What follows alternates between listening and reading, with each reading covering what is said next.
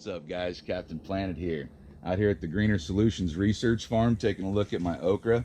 Okra is something great that you can grow here in South Florida in the summertime because it actually loves the heat. I would recommend getting the upper hand and using a little bit of biofeed, because this is okra on biofeed and this is the okra on standard fertilizer, both planted at the exact same day. But what I wanted to talk to you guys about is harvesting. I'm getting a lot of questions. Cap, when do I know when to pick my okra? If you're farming them down here in South Florida, I'd recommend that you pick those bad boys when they're 2 to 3 inches. So when they start getting like that, that's when they're nice and good and edible.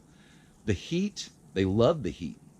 But the hotter it is, the quicker that they'll turn hard and bitter, because that's what the plant's wanting to do. That's not what we want to taste, though. So even if you're from Kansas like me and you're used to picking them when they're 5 inches, hey, just trust me on this one. I learned this the hard way. Plus, they're acting a lot more productive. So one thing that's cool about okra, from the day that it flowers, 4 days later, if you're doing it right, you'd be harvesting that fruit. And I think that's pretty awesome.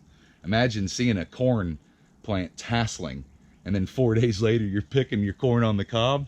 That's just wicked cool. But when I'm doing this right, we got ourselves a little worm right here, so make sure you're looking for insects. But when you're doing this right, you should actually be harvesting these okra every other day or every 2 days, sometimes every 3 days. It depends on your fertilization and how the plant's doing. You can tell just how much fertilization and soil remediation, you're not going to get this drastic of an effect just by changing fertilizers. That's because biofeed's more than just fertilizer. It is fertilizer, but that's not why I'm rolling with it. It has a hydrogenase enzyme that splits water molecules. So you're actually increasing elemental oxygen, and it's acting like a Wi-Fi booster to the micro homies in here, what I call the microorganisms. So imagine with that healthier soil, you're able to get so much more done. These guys are finally starting to flower. You see a flower right there. However, these, I've already got 1, 2, 3, 4, 5 okras on this guy starting right now. So pretty awesome. Got some more over here on this.